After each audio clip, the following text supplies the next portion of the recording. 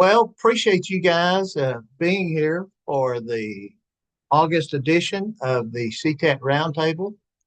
And Chelsea, can you see my slides? I cannot. Not Okay, yet. let me try doing that again.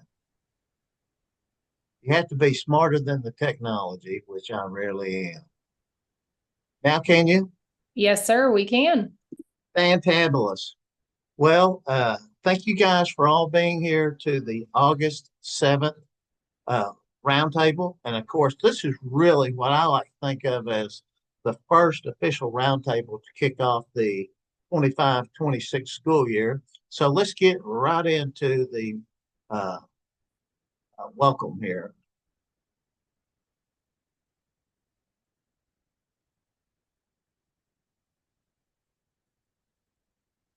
Okay, so this is, we were on a meeting with the area presidents a minute ago, and I told Robin, I just cannot believe that this is the sixth season or the sixth session that we have had for the professional roundtable.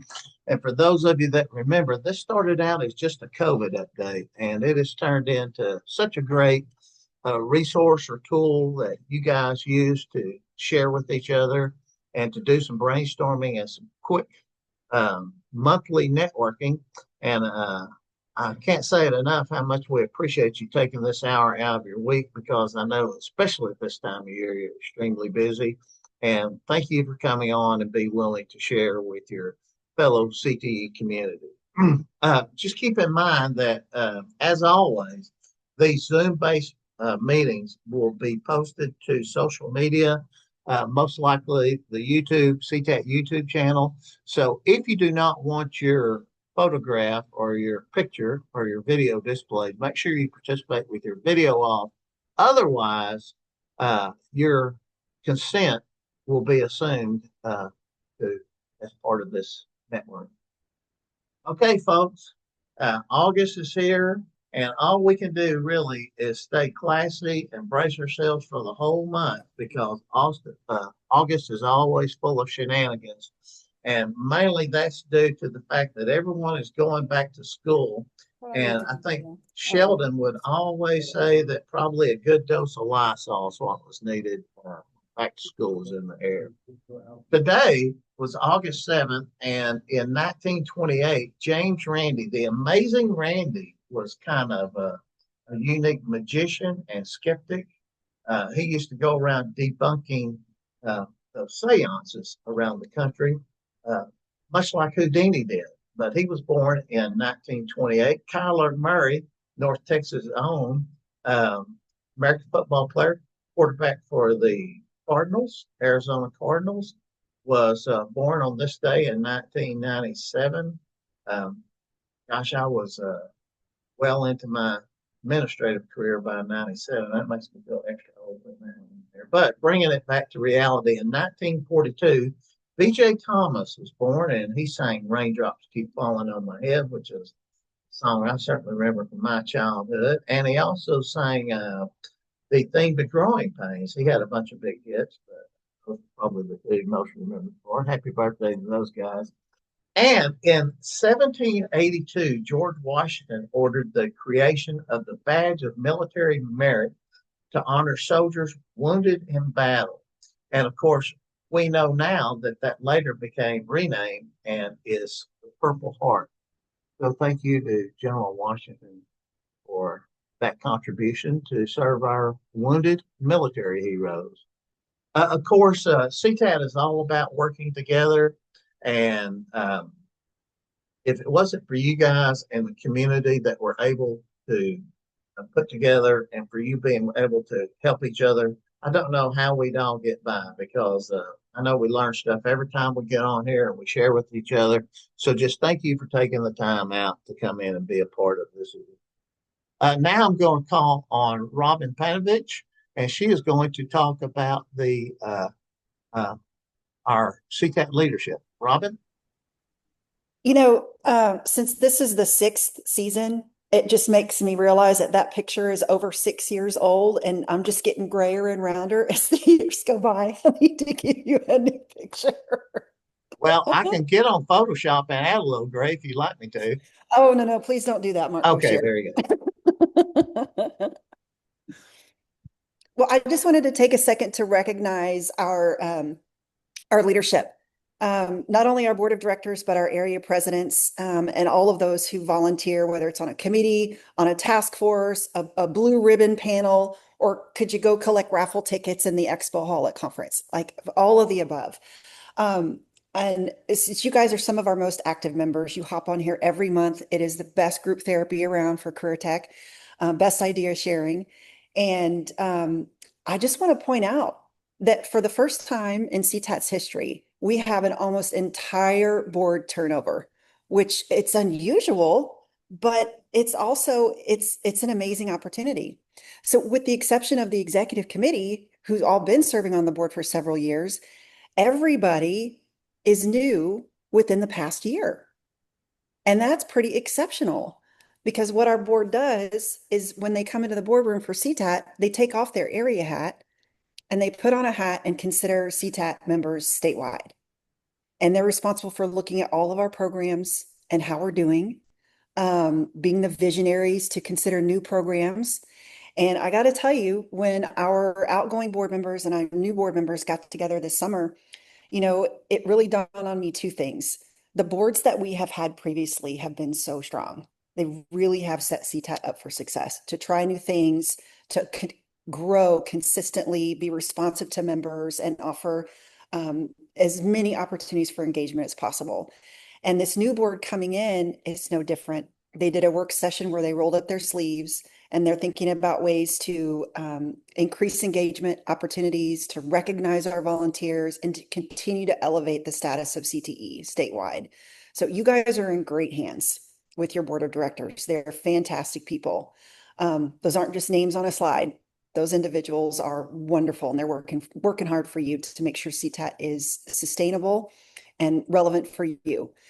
Same thing about our area presidents. They are our ambassadors out across the state.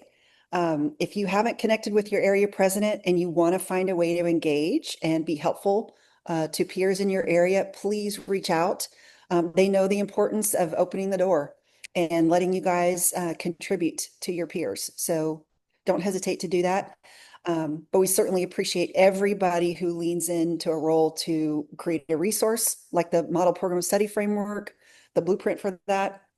Anything and everything that you guys do helps make this organization better. So we are better together, and we thank you for that. Thank you, Robin. And we are certainly lucky to have your leadership. And thank you for all you do, and especially the work with the board and the area president. Your leadership really goes a long ways in making that the productive group that they are. All right, so moving right along, we have some save the dates that we're really excited about. The San Antonio Midwinter Conference is going to be February 9th through the 11th at the Grand Hyatt. That's the same place it was last year.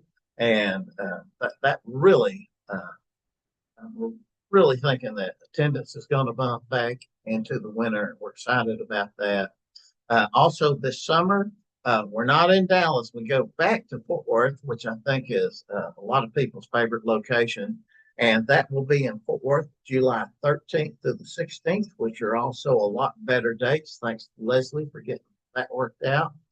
And then the Forensic Science Conference will be early in June. And we don't want to spill the beans, but anyway, we're getting a rotation of places to go to. And we just kind of want to give you a heads up about that because it was such a success this year in Huntsville. Anyway, looking forward to that. So save those dates. We'll talk a little bit about the regional trainings. And these we've been doing these for a couple of years now. We're going to do campus coach training in October in Aldine, Tyler, and Weatherford. And then in March, we are happy to go to the Valley and being hosted by South Texas ISD. We're going to do New Teacher Academy in concert with Campus CTE Coach in October in Aldine and Tyler. We'll have 2 rooms going, and then we'll go to Weatherford also, just like we're doing the others. We're doing Miss Martinez has graciously offered to host us in Kamal on November 4th for campus plus CTE training that we'll be talking a lot more about next month. But that's a great place for you to come do some team building with your campus principals or APs or whoever you need to get that done with. We'll be having counselor training in the Valley on March 25th.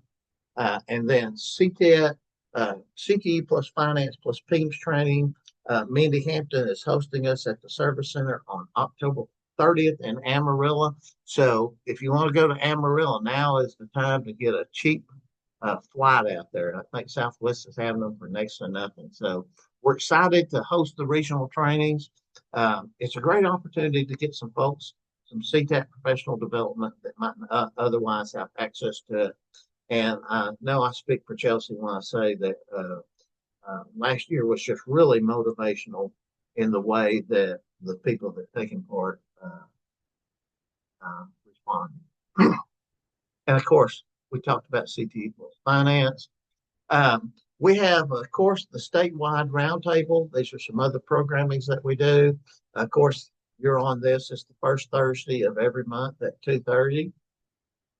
Leadership CTAT is another group that if you've been around for 5 years or so and now you're ready to take that next step and develop some leadership at the area or at the state level, well, Callie Joe Stout, one of our ex-CTAT presidents, came up with this idea and just said, hey, people are eager to serve and they're ready to move into leadership roles. Well, there's no better way to find out what's available than through Leadership CTAT.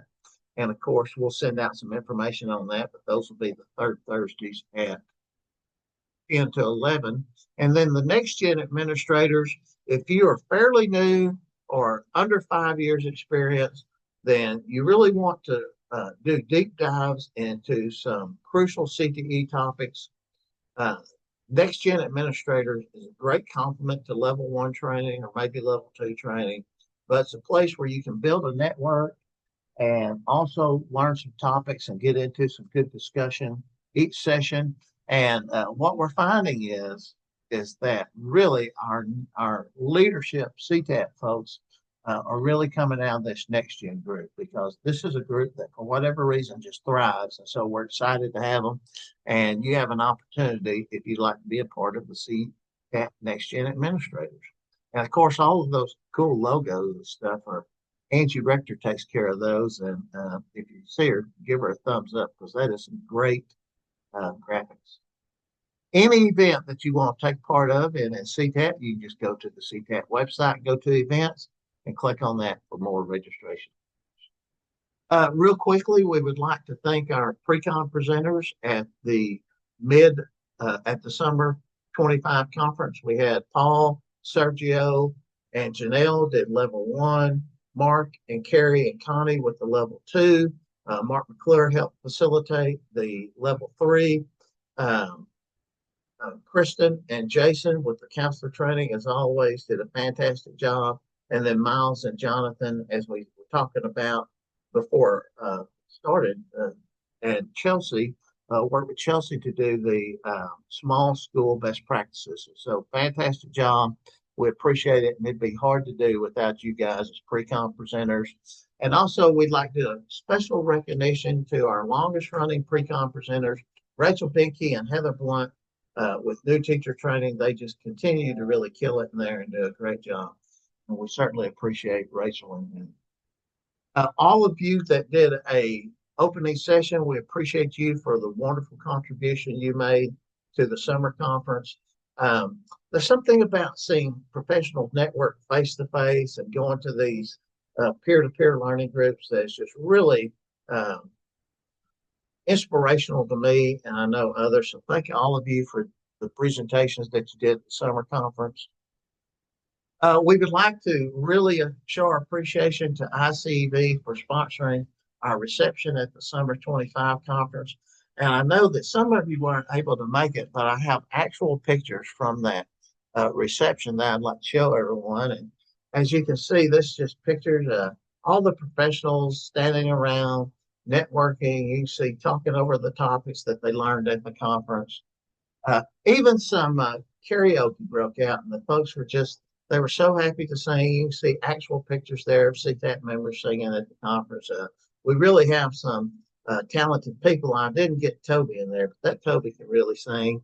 Uh, we only had one issue go up, and that was when the Heart of Texas folks showed up, and they'd been out to a pre-reception function, I guess, because they came in a little bit rowdy. And we had a little bit of action going on, but uh, things simmered down and got back to the niceties, and everybody kind of regrouped, and the reception was just fantastic as always.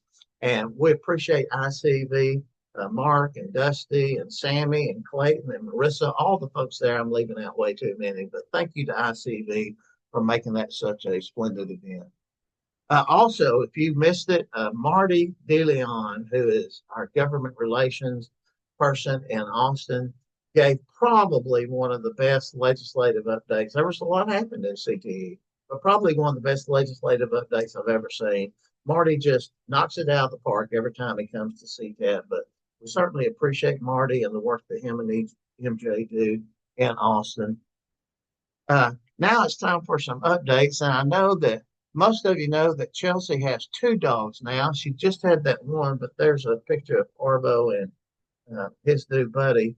But they can't be with us because Chelsea told me that she was putting them up for the big meeting. So today for the updates is just Chelsea. So Chelsea, I'm going to turn it over to you for the CTAT update. Hey, thank you so much, Mark. It's always a joy to see what photos you're going to use of my beautiful pups of Jasper and June. Hey, I want to start off in communication of gratitude with updates because we have a lot of information to share and showcase with you. And this is, I'm truly thankful to TEA and the State Board of Education and other entities within the agency, because we have a lot of information that we haven't had at this time of the year.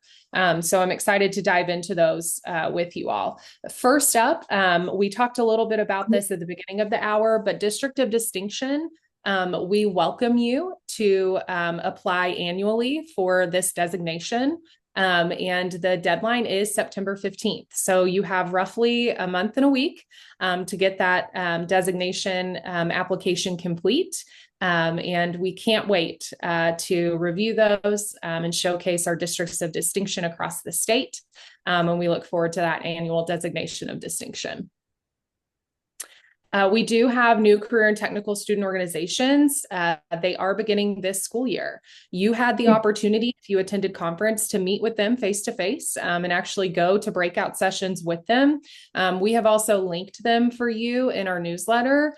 So that way you can make contact with them as the school year progresses and as you're planning for the 26-27 school year. But they are blessed to begin this school year, and their information is there linked for you from CTAT chat.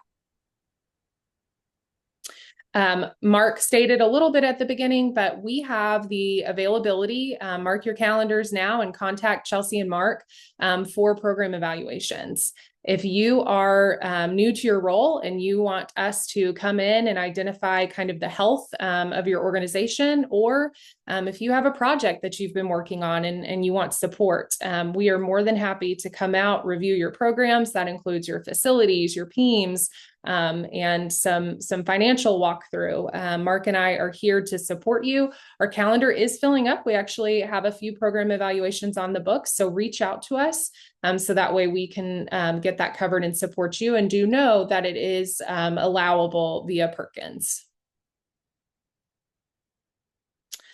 Industry-based certifications list for public school accountability. We're going to go in depth on this in just a bit about what is retiring, what didn't make, how many IBCs are available. But just so you're aware, the preliminary 2025 through 30, and the reason why it's preliminary is they're going to take this school year to allow people to reapply to become eligible to be on the list.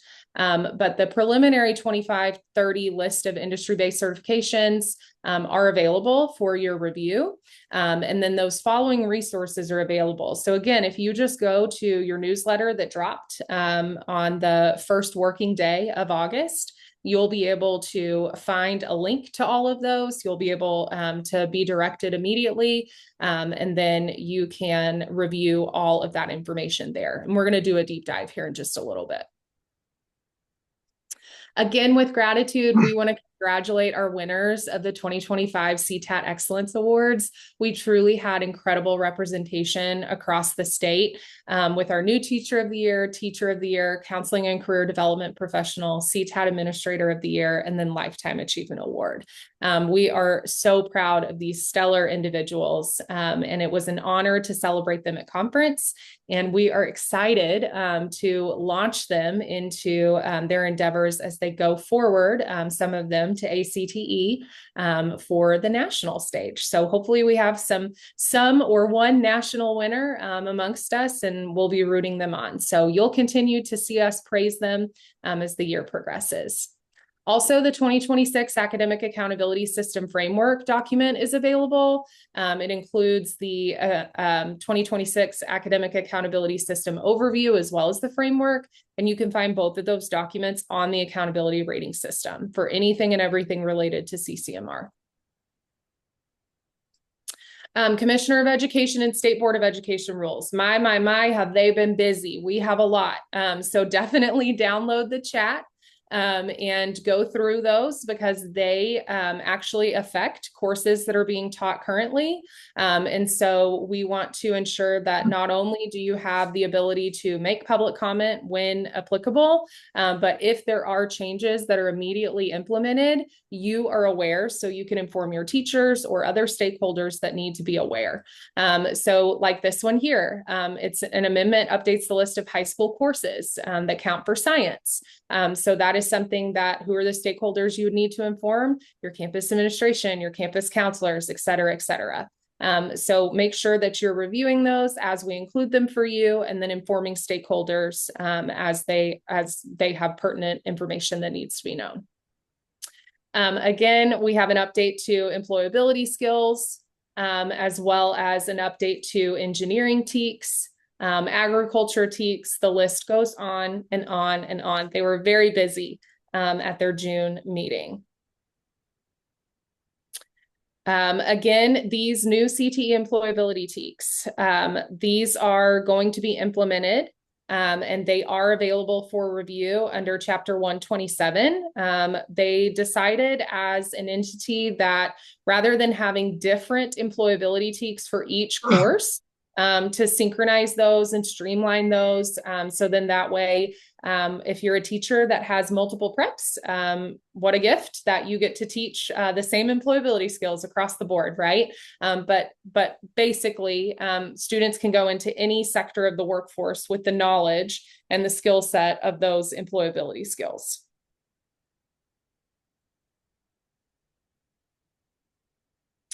These innovative courses that many of you have been implementing and utilizing in the past are now expired. So we have provided this handy dandy chart from you straight from TEA that communicates the engineering courses that are now effective this school year expired, and the new PEIMS code that will be utilized for 25-26 and beyond until a new change is made. So if you have an engineering program of study and you're utilizing these courses and you're getting a fatal error or anything like that, share this with your PEIMS and make sure that they're utilizing the correct PEIMS code for 25-26. Public comment period for proposed amendments to CTE TEKS in agriculture, food, and natural resources. Again, at the June State Board of Education meeting, these proposed amendments were made available, and the public comment period opened August 1st, and it will close on September 2nd. So I highly recommend that you share this information. This came out as a To the Administrator addressed and a CTE news blast. So make sure that you are sharing these with your agriculture teachers, anyone that's over that department, and then that way they can review and utilize that public comment period to their best advantage. We also wanted to showcase that, and we were informed by our ESC friends that MOA notification is going out. And one of our main pillars of notification for MOA is ensuring that you have your required annual notification of non-discrimination. If you've been operating in this space for a long time, it used to be that, hey, as long as we have it in English and Spanish, we are good to go. But I want to draw your attention to that last statement. If your LEA contains communities that have languages other than English or Spanish, it will also be necessary for your LEA to prepare and disseminate the required notice in those languages. Many of your school districts have 5, 10, 15 home languages that you're serving in your student population. So there's a few tricks of the trade that you can utilize whenever you're looking at translating features. The first one that I recommend is actually having the language static on your website typed into your actual web page, because your web pages, for the most part, across the state are easily translatable. There's different things that you can utilize on your computer to do that, or even your school website might be easily translatable. If you use a static PDF, you will have to upload a static PDF with each translation in each home language, because when you go to translate the web page, whatever is uploaded via PDF does not automatically update into that new language. So if you're sitting there scratching your head saying, hey, how am I going to get this done if I want to do a static PDF? Utilize AI, communicate with your communications department or whomever on your district, in your district staff is your support person for that, and then reach out to Mark and I if you have any questions or need support. Let's talk a little bit about industry-based certifications. So in 2022 through 2025, we know that we were operating with 309 industry-based certifications. The preliminary 25 through 30 list has 474. It's always great when we see that list increase, because that means more student opportunities, better alignment for you guys, more choice. And so I'm excited that this list grew rather than subtracted. With that said, we did have industry-based certifications that were previously offered that currently do not qualify, and or some that are retired from the certifying entity themselves. So this is available to you. Many of you who are at conference got this preview whenever TEA came and did their incredible update for us. But take a look at these ones on the right specifically that did not qualify, but also these retired. Many of you are utilizing some of these in great capacity. So your first question is probably like, okay, well, what does that mean? So if we go on to the next slide, we actually have a chart that TEA provided that communicates this upcoming graduating class of 2026, whose accountability year will be the following in 2027, has to earn an industry-based certification, plus be a completer in an aligned program of study. However, if they earned a certification from the retiring or did not meet criteria list from 2022, from 2025 to 2030, you have 1 year to make a plan of how you will implement a new certification the following year. But you also need to ensure that a campus may not earn CCMR credit for more than 5 graduates or 20% of graduates, whichever is higher. So for example, StuKent, that is a certification that many districts use across the state. You will have to formulate a plan, identify how many students are receiving CCMR based on earning an industry-based certification and being a program of study completer only, and then identify that percentage. So that way you have that. Now, many of you utilize software systems like EduThings or CareerCraft, and I am sure that they are in the works of helping you with those projections. So reach out to them and see if they can support you in those endeavors. It is now my joy to stop talking. But before I do, I am elated to introduce 2 valuable resources that are here to communicate with you today.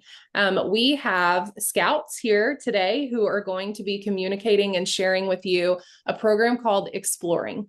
It's a free resource. It's all encompassing, and it has a great alignment to the career and technical education programs that you are utilizing within your communities. And so it's my joy joy to turn it over to JP Perkins and Vicky Rosengarten. And they're going to come off mute, share their screen, and give you a little bit of overview about exploring. How's it going, guys? Thank you. I got to figure out screen share here. But I'm JP Perkins. I'm the Exploring Executive here at Exploring at the Boy Scouts. Where's my screen share? I might have to skip the screen share then. No, You should have it so it now. says share at the bottom. Do you see the green? Yeah. I do not. Sometimes Apologies. you have to scroll down. I might. Oh, there we go.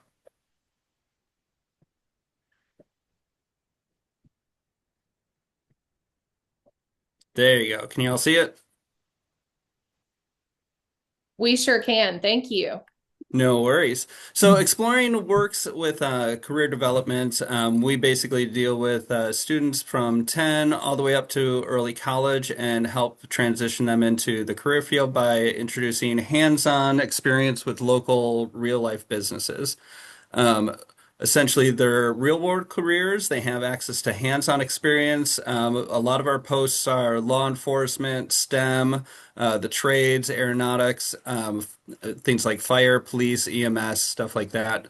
What we like to do is kind of align with the local CTE instructors and teachers over in individual school districts and individual schools, find out what it is that their students are looking for and kind of match them with a local post that's either already been created or one that we can create kind of for them.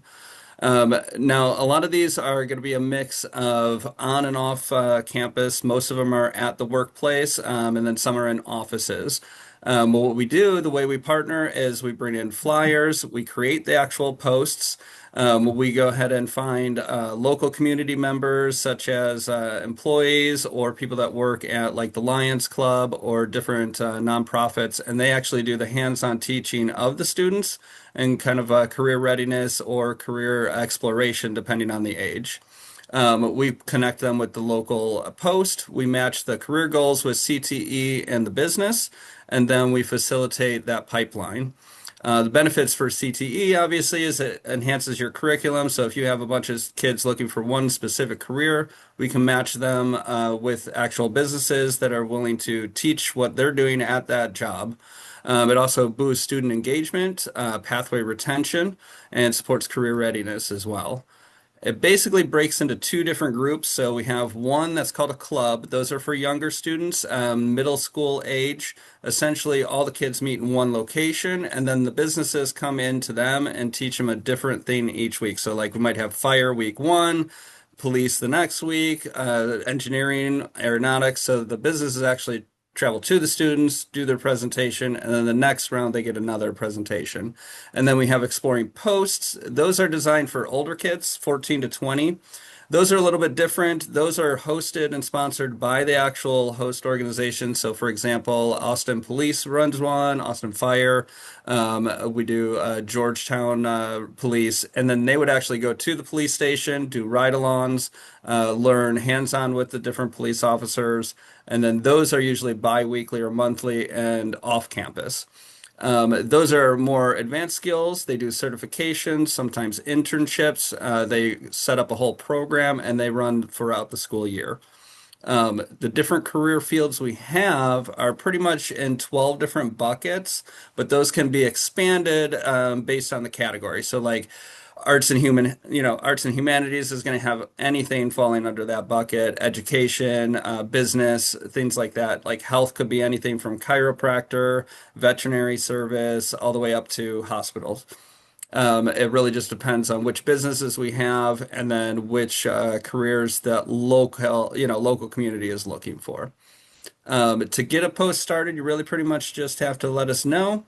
Email myself, or we work Austin and all the counties surrounding it, but we also have Dallas, Houston, and El Paso as well, San Antonio.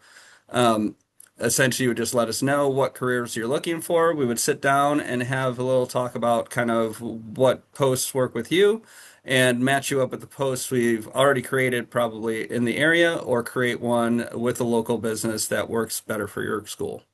And then Vicky's been an exploring executive for years in another state, so I'm going to let her explain a little bit of her experience as well. Can you mute yourself? Okay. Oh, yes, I can. Hi, my name is Vicki Rosengarten, and one thing that I wanted to share is one of the biggest. Can you mute yourself? Thanks. We're in the same room. Sorry. Um, one of the main benefits is the exploring program. The easiest way to grasp what we do is the program provides hands-on learning experience with a specific trait or skill. So it's the post part is for youth who have completed eighth grade and are 14 um up to the age of 21.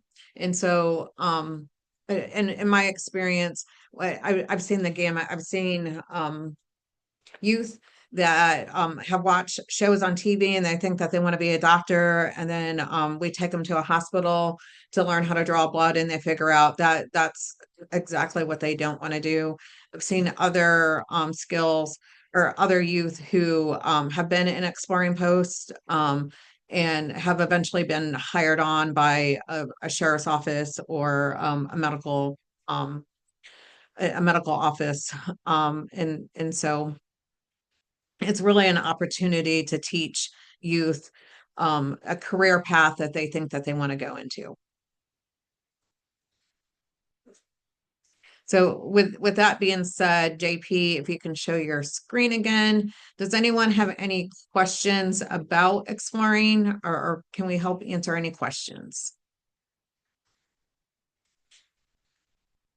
There are some scholarships in certain fields. So for example, I know that we're working on trying to start an aviation post, but our national office does offer some scholarships for explorers that have been through the aviation program to pursue a pilot's license and things like that. So there are those opportunities as well. We certainly appreciate you guys, and I think there are some great opportunities for some career awareness and exploration tie-ins. And thank you for what you're doing to help our students out in the state. Very good. Quiet group. They're processing, and I'm sure they'll be emailing you with a lot of questions. So Very good. Thank you for being here. We greatly appreciate you. Yes. That's where Chelsea got her dog trained at one of those camps, wasn't it, Chelsea? Oh, maybe not. It wasn't. That's maybe in the future. Well, I know that we have met with the Capital Area Explorers programs twice, and I'm just super impressed with it. And I couldn't appreciate you guys more for what you're doing. Okay, so now we're in super gallery mode, and I'm going to call on Sherry Bonds real quick. She is on a super secret spy committee that is evaluating the IBC 25 through 30 list. And all seriousness, Sherry, we appreciate you doing that. Could you tell us a little bit about what's going on there? Sure. So, oh, wait, okay, there we go. Oh, you didn't have to put me on like the big screen, sir. I could have stayed in gallery mode. So there's a lot going on with IBCs. You showed the TEA website or maybe the TAA a minute ago. I don't know if everybody's gone to the actual full evaluation list and looked at it. But download that spreadsheet, scroll all the way to the right-hand side and unhide all the rows, and y'all might be getting some more information. No, not that list. It's the link underneath it. Oh, look, I feel like you're my Vanna. Yes, the comprehensive 2025 IBC evaluation results. Oh, So let's not do that because that's going to hop me into an Excel spreadsheet. Sorry, Sherry. Oh, okay. All right, well, y'all go ahead and do that. Download them yourselves and check them out. So you're also talking about the Texas Workforce Commission, IBC Council, and that's a opportunity that got nominated for, gosh, Robin, I don't even remember. Was that 3 or 4 years ago now? It feels like it's been a hot minute. But I get to represent education from the K-12 side along with the Forney ISD superintendent. Then we've got folks from post-secondary that sit on that council. And along with that, y'all saw at the closing session that TEA did that IBC council gets to actually review the full tiers before they're publicly released on that October 15th date. So I'm excited about that opportunity for us to be able to get to see it. We actually get to potentially weigh in on tiering and where things are landing. So just hopeful that that might give us an opportunity just to have a hand in where things lie because, you know, I think we're all a little anxious. We've heard that the majority are in tier 2. But that tier 3 idea is a little disheartening for some of our programs if they don't have a chance to get into tier 2 or tier 1, especially as it pertains to CCMR and the new bucket system and all of that. So yeah, there's some more information to come. So we've got the IBC Council and then go and look at that spreadsheet and gather some information from it. And Sherry, I know that this says preliminary list because when Marcette was given the presentation at conference on Thursday morning, they were making changes as she was driving to the conference. So this is Yeah. just because it's not on there doesn't mean that it not necessarily will be because they're still reviewing a couple. Correct. And then, of course, the different vendors that were told no do have that chance to reapply or appeal the decision. So I don't know. We shall see. Thank you, Sherry. Yes, sir. Now, if we can, I'm going to go to Mandy and Craig. They had some input on the Project Lead the Way. Okay. Greggy knew he was coming. I know. Okay, so on the chart that you had with Project Lead the Way, if you can put that back up on the innovative course, I'm just going to go over two. But if you look at what used to be Project Lead the Way, Civil Engineering and Architecture, and it's gotten replaced with the 127-418 Architecture and Engineering. When you do a deeper dive into the crosswalk TEKS, it went from a 1-unit course to a 2-unit course. And that 2nd unit course also has a prerequisite now of civil engineering. And so the question that I had to him before we all got started was, has anyone seen a POS that's been released? Also, as far as the teacher assignments are concerned, has it been released to see if our teachers that are currently teaching those courses are even able to teach those particular courses yet because it's not on the assignment list? Well, historically, once it left the innovative and became an actual course, then the teachers just had to have regular certification, not necessarily the Project Lead the Way training. But I hate to speak on that because I am not 100%. Anyone have any good info? Chelsea, this is certainly something we could get information on and follow up with, maybe even with a fast forward out. We can reach out to the Project Lead the Way folks and get their input too. Thanks, Pearland guys, for catching that. What? Thank you guys for catching that. Yes. Okay. I don't know. Katie, do you have some information there?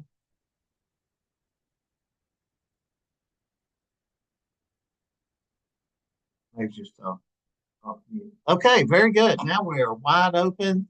What do you guys have that's going on great in your districts this week with school getting kicked off?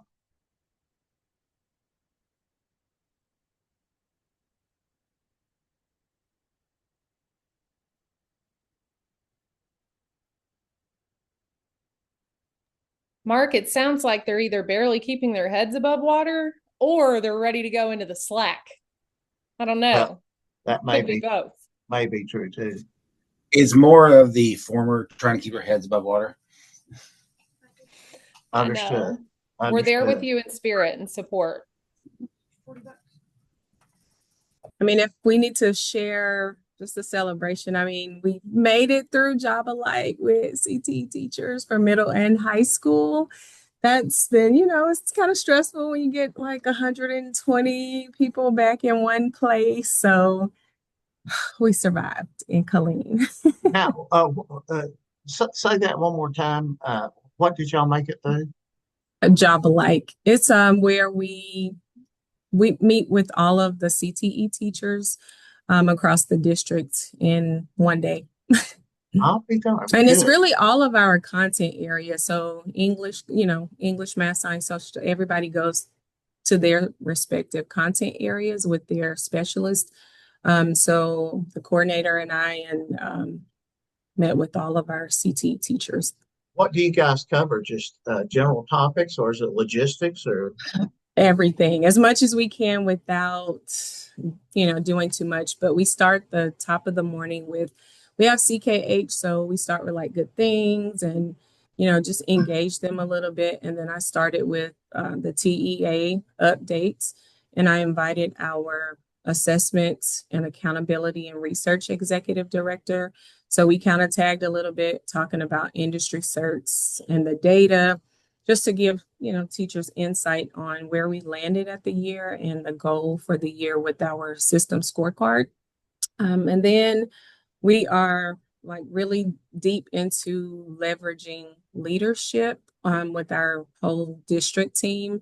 So we took teachers through like that process and updating, their pacing and lesson plans. It was a full morning. And then in the afternoon, we do different rotational activities. So multilingual comes and meet with teachers to do like maybe language objectives. Then we invited like different publishers. Like it just depends on what's adopted for the courses that we have. Not everybody came, but some of our, most frequent ones like Goodhart Wilcox, ICV, Naviance, because that's our college and career platform. So teachers have some options in the afternoon for a little bit. So some rotational things. And then at the end, we kind of meet together and launch them into the new year. what a great opportunity. I know that Chelsea and I hear from a lot of folks that say it is very difficult to get their CTE folks together for even a day now. So you guys have it rolling on.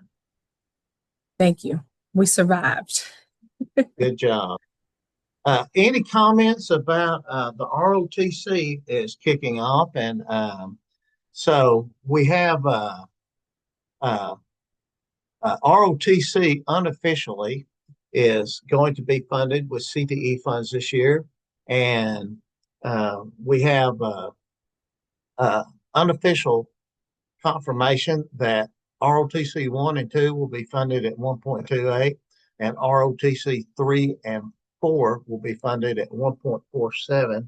And Chelsea, I have the spreadsheet in Slack. I'm going to try to drop a copy of that in there.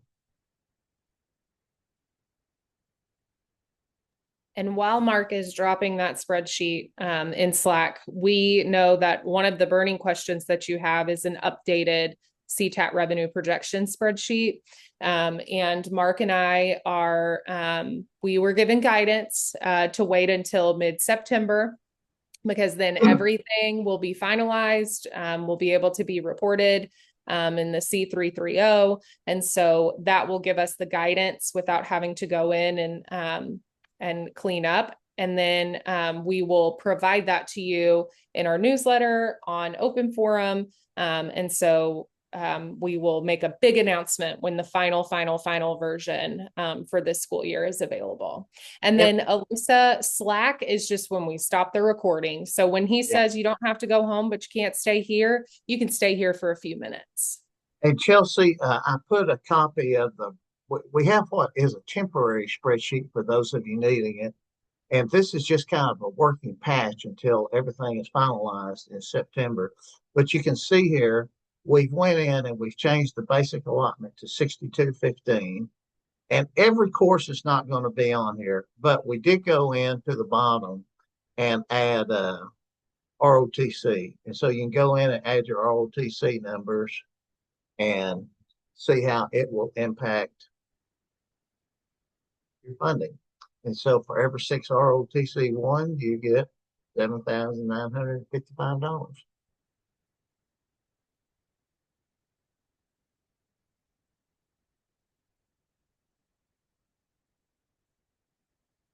Any questions about the ROTC? We're excited. Robin was talking this morning on a meeting. We're excited to support that, and we're going to try to reach out to the ROTC folks and see if we can get them to show up to the winter conference and maybe even hop on an emergency Zoom. What is the conversation for an IBC for ROTC? What unofficially, ROTC has had an IBC they've been trying to get on the list for years, but since it wasn't CTE, it really didn't apply. So there's nothing official out, but it would not surprise me to see ROTC have an IBC added next year. And it also wouldn't surprise me to see that instead of developing TEKS, they just use the ROTC standard, depending on which ROTC you have on your campus. And so that would be unique in CTE as well. So, Ms. Pullen, nothing official on the IBC. I do know that they have them, that they've been trying to get on the list.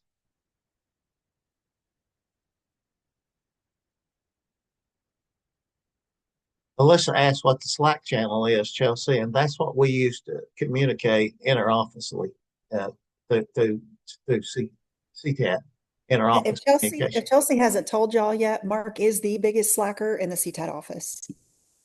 Yes. It's sometimes I have a bell that goes off every time, and it sounds like a machine gun certain days, especially right before conference. Kelly, I love your question about, do we anticipate any change to the difficulty of getting a new chapter approved?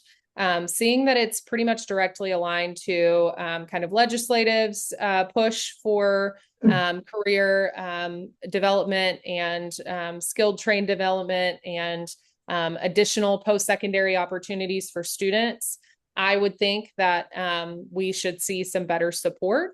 And then also, joining the CTE family puts a lot more voices behind ROTC that hasn't been there before. So my hope is that it will be better, and we'll maybe get you in touch with the right stakeholders to help drive those decisions. And so we're committed to kind of communicating that with our stakeholders as we meet them, and then giving you any insider information that we learn.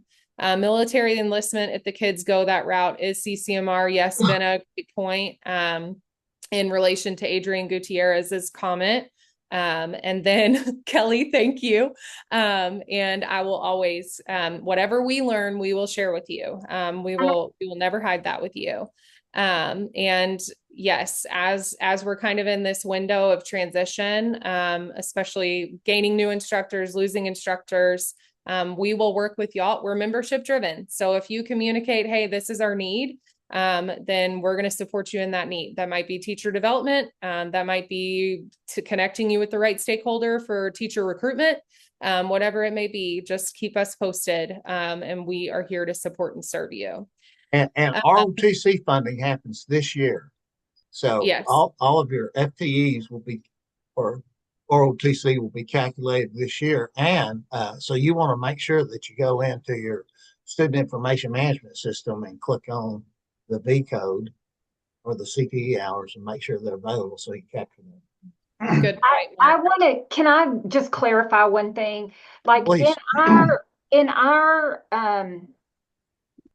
MOU with the Air Force, specifically, JROTC is not supposed to be a recruiting venue for the military. So to say that CCMR, enlistment meets CCMR, that's direct conflict with that enrollment, their enrollment.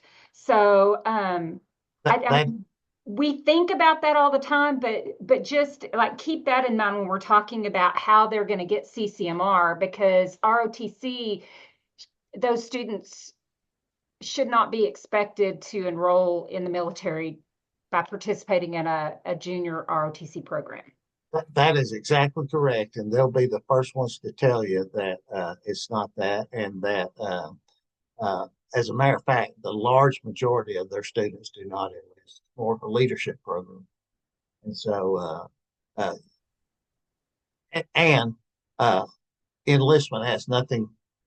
Our ROTC has nothing to do with enlistment, and therefore has nothing to do with the DD4 and the enlistment on the accountability. And then Adlena, that is a great question, specifically looking at an ROTC at a 4A school system. If there's not anyone on the call that refers to, drop that in Connect Open Forum, because I'm sure that many will comment and say, what about a 3A? What about a 6A? So then that way you can get connected across the state.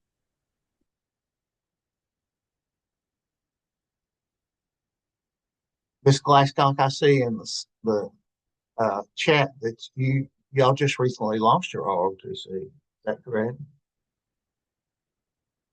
Was it? It was due to not being able to find a teacher.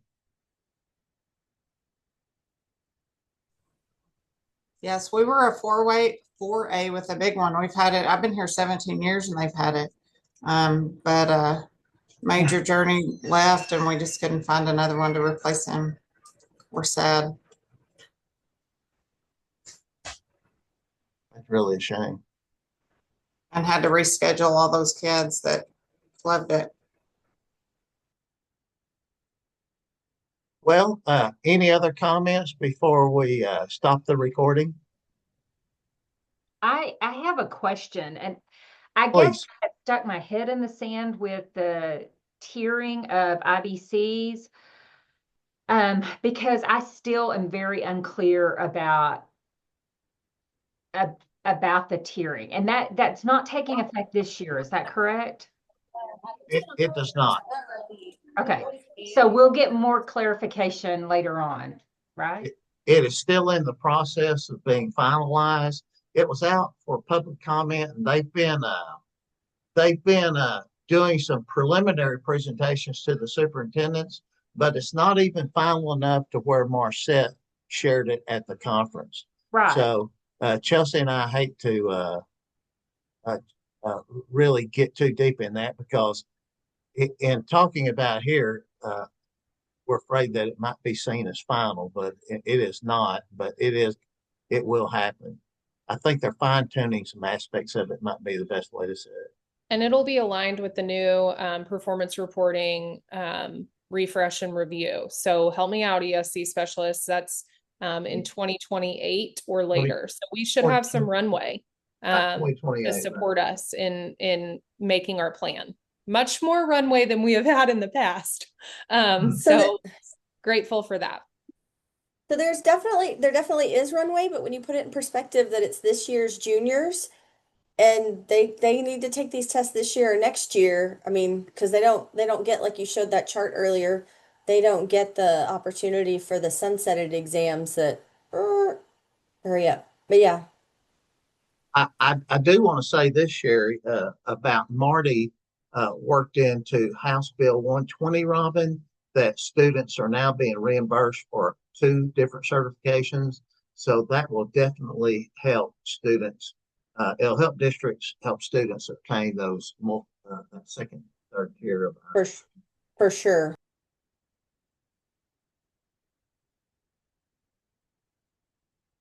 All right. Fantastic. Boy, those are good questions, good comments. Anyone else?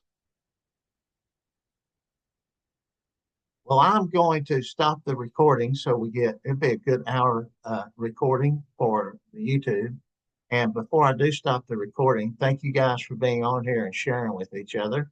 And stop now.